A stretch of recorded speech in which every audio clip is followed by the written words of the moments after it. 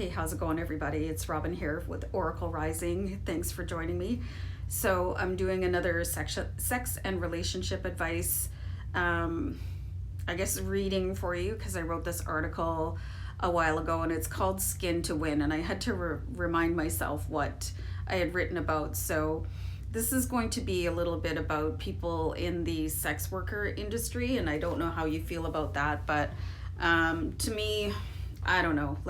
To me, I think if it can be legal in some places, like whatever. So I'm going to read this article and let me know what you think. So guys, from pages of magazines to pages on the interwebs, porn is an ever-evolving monster of a business. Porn is not a life for everyone, but there's an entire culture devoted to selling sex. And from what I've seen, everyone seems to be having a great time. Of course, there's a huge consumer base supporting this branch of the sex industry. Sex does sell, after all. The variety of porn out there is wide-ranging and meant to appeal to every taste and fetish. Live, print, video, whatever your preference. It's out there and it isn't hard to find, nor should it be. So I obviously am not talking about people that are being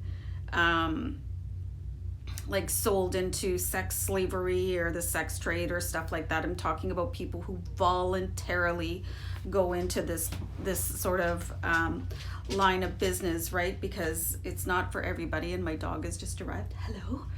So, it's people really do choose to do this.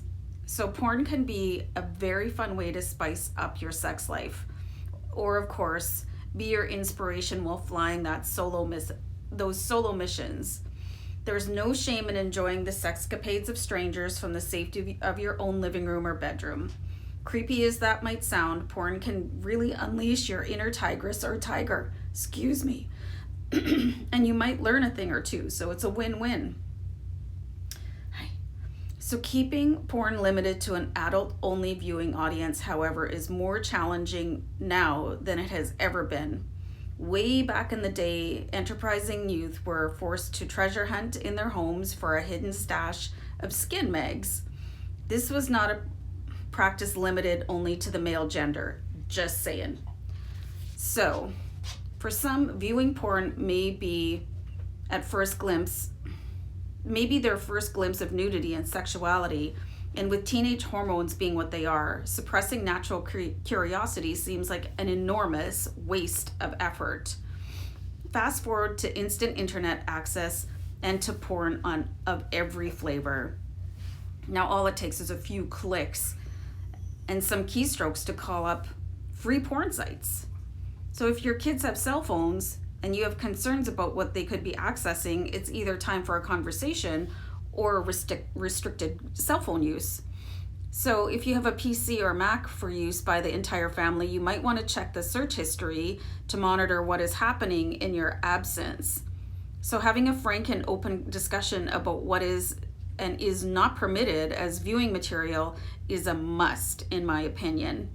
So there are some pretty raw images out there that are wildly inappropriate for immature minds, and we don't want our kids to be scarred for life by something considered to be hardcore or off the charts kinky. So for me, I had to deal with some porn site stuff when my boys were growing up. They weren't reporting it to me on what they were viewing, but it doesn't exactly take Sherlock Holmes to find an icon on the desktop either. So I handled the advent of pornography into the boys' life exactly how I manage all their life events, with tact, honesty, humor, and the advice to create a folder with the dummy name on it so Mummy isn't sick to her stomach that her little angels were surfing porns. All right? So, there's, like I said before, there's places where sex workers, they can work legally, and they're not shamed, and they pay taxes. So I just don't see the big deal. People think that sex workers are so dirty, but then the people that are basically creating laws against sex workers are, according to the news, are the ones that are using those services the most in the first place. So it's like a real dichotomy. And I think if people want to be able to use their bodies to earn a living, they should be able to, because you have people that act, they're using their body. You have people that are like exotic dancers, they're using their body. It's just when people start to get paid for sex that things start to really get turned upside down on their head. But then, you know, porn is legal, so I don't know, like prostitution is legal in some places but not others. It depends on where you are and who's in power at that time, and I just don't see a problem with it as long as it's done safely and cleanly and everybody's a consenting adult and they're not being forced into it. Like, I don't get it. You know, sometimes that's all people have at their, you know, in their wheelhouse to be able to make money for themselves and their families. So why would you want to take that away and make people go stand on some like really not very well lit, unsafe neighborhood to make money where they could get beat up and die? You know what I mean? So like, for me, it's not such a big deal, and I think people should be able to do with their body anything that they want to, and they should have the right to be able to do it in a safe, warm, clean environment with access to health care, and, you know, not be afraid for their life while they try and earn money. Because, you know, a lot of people that are the prostitutes that you see on the corners, they probably have families and maybe they have a drug habit too, but lots of people have drug habits, you know, so I could go on and on and on. So I'm really interested to see what you guys think about the subject. Anyway, yeah, I'm going to wrap it up and hope you guys, yeah, take care. Bye. Thanks for joining. Bye.